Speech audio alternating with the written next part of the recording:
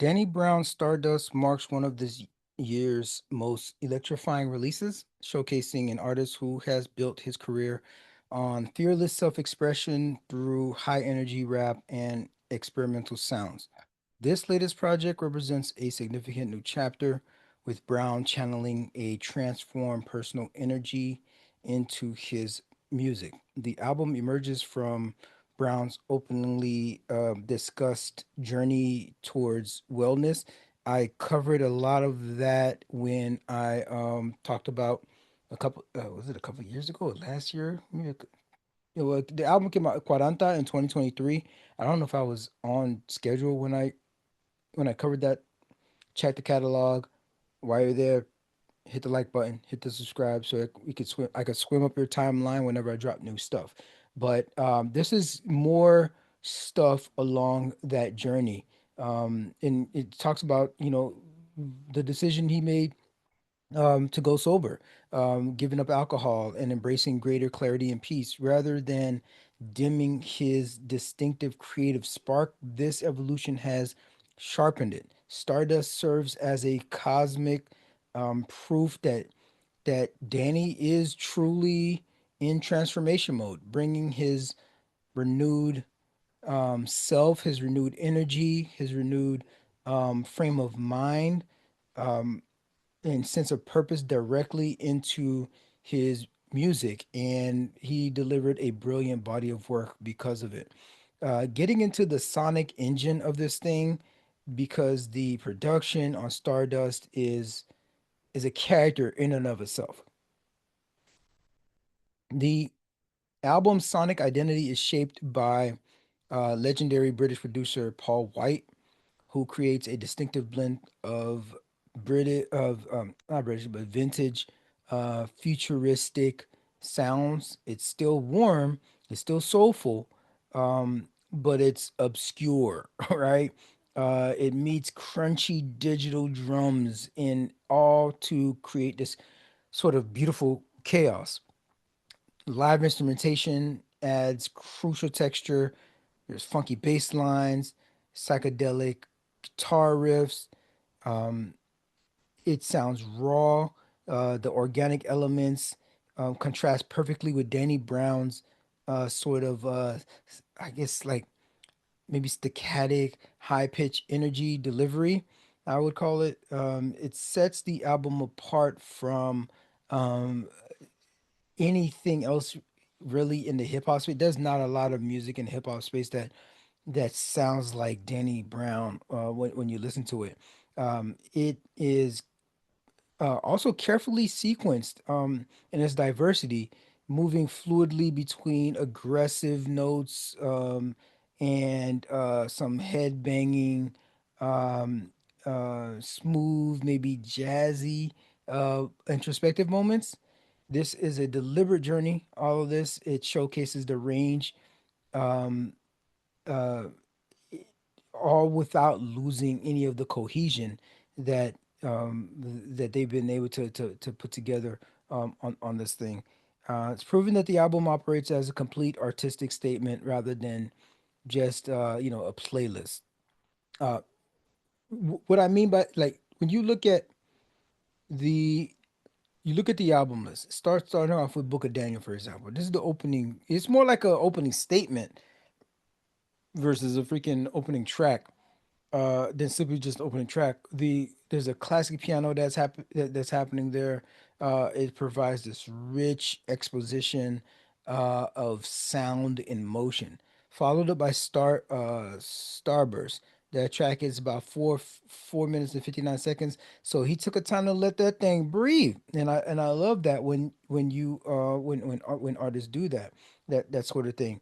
Starburst is the thing it's a pitched up yeah, like it's got pinched up synths that are happening on there. But what really stands out for me is the spoken word monologue by Angel Prost, who is from Frost Children, whose album Sister, remember I did that album, check the catalog. Frost Sister is an EDM electro pop um project that I reviewed and that I recommended you listen to. And so again, I'm seeing an artist like Angel co-signing Danny Brown. Danny Brown don't need a co-sign. I'm just saying though, like it's dope to know that like an artist like that. I had no clue that they worked together. They might have worked together in the past. And here they go collaborating. Two artists that individually, I was able to identify and say, "Yo, I love what they're doing here. I love what they're doing with sound and the sound engineering and the way that they're putting the music together and the way that they're crafting these projects." And here they go work together. Because I also featured Danny Brown before on that Quaranta project, right? So been a big fan of Danny Brown, big fan of Frost Children, and here they go in a project together. It just frames, it helps frames the concept of what's going on in this project. It's done beautifully for a hip hop album to be so well fused with an EDM creators is dope. On here the the spoken word part goes, drunk with Stardust. When you were drunk with Stardust, when you were lasered into life in a beautifully precise manner, you clocked that which you'd never see, the minutia of the world's beauty. You notice how the guy across from you on the train put way too much aquifer on his lips. When you were at your most stable, you quickly exploded. When you're infected with its dust, you hear that which no one else hears. Peaking on Stardust, we chase silence out of our world till Gabriel blew his horn. You resign yourself to delinquency, quirk, quirkifying your life like a vegetarian with a carnivore spirit. You stabbed at the fauna of the world, hunted it, surveying life's riches. Poetry, bro. Another dope track is 1999 featuring Janaskus. And this one is very abrasive. It's industrial. It's got this chip tune influence sound.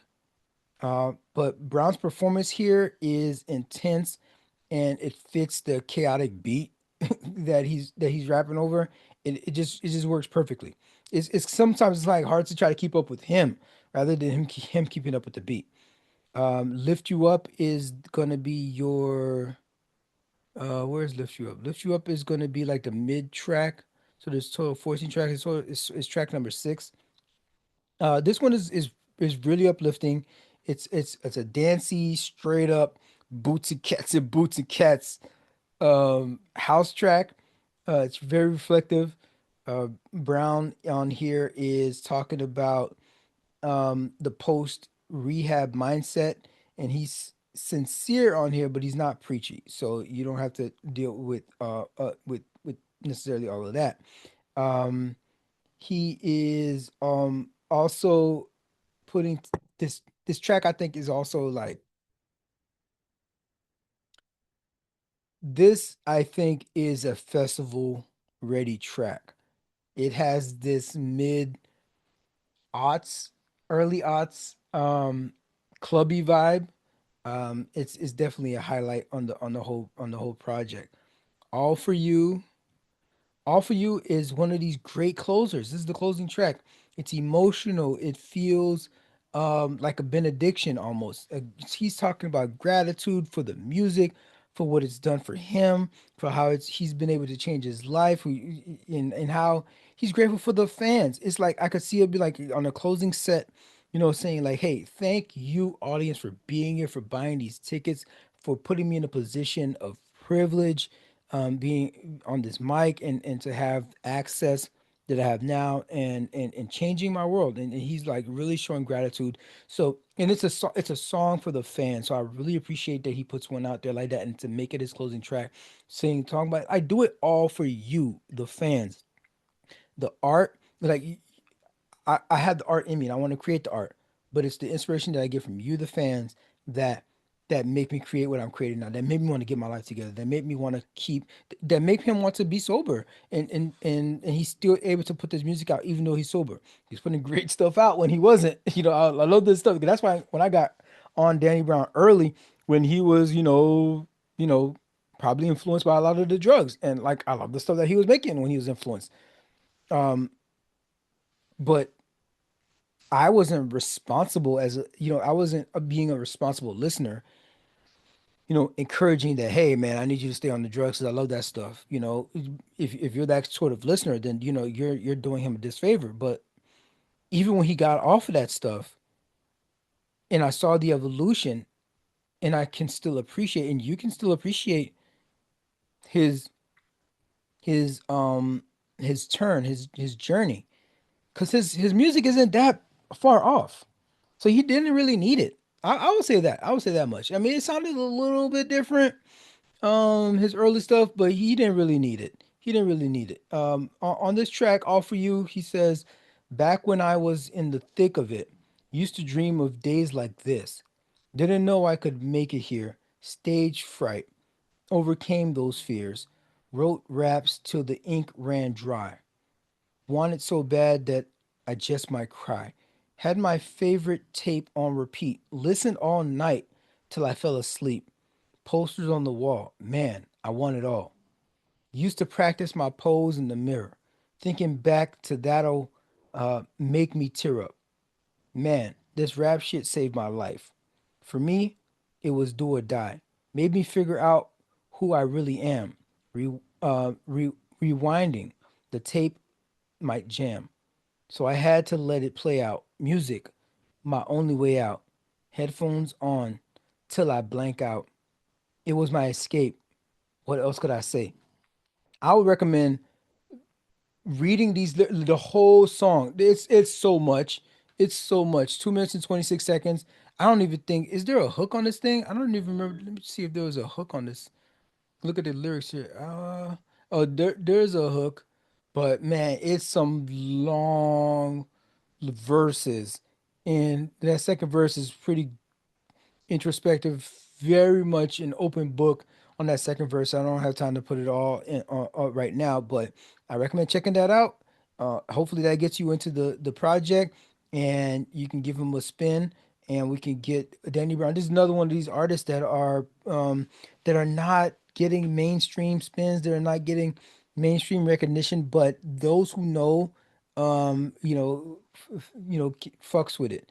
And I got that. The only reason you come here is because of my recommendations, right? So definitely give that project a listen, uh, and leave a comment if you can on his YouTube channel.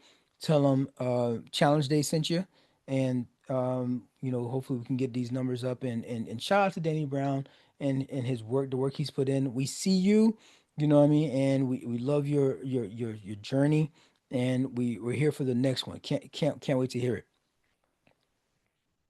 it. He's mastered the art of control chaos. Really, when you think about start to finish on his album journey, refining his unique eccentric style into this focused and enjoyable project. And another one, just like another, like I would say he's got like four classics at least, right? Four classics. Let me see. Okay, now I'm gonna be on a tangent here. Let's see. Okay, let's see. Um, Definitely. Let's see. One, two. Ooh, that one was good too. Old was good too. Yeah, I say four, five, possible five, right? Four or five, possible five. This album celebrates being different. It's he's having fun on this, and in retelling how he survived, and how he's still surviving life's chaos. It's glamorous with its energy. It bursts through the seams on every track, and I definitely think you should give it a spin.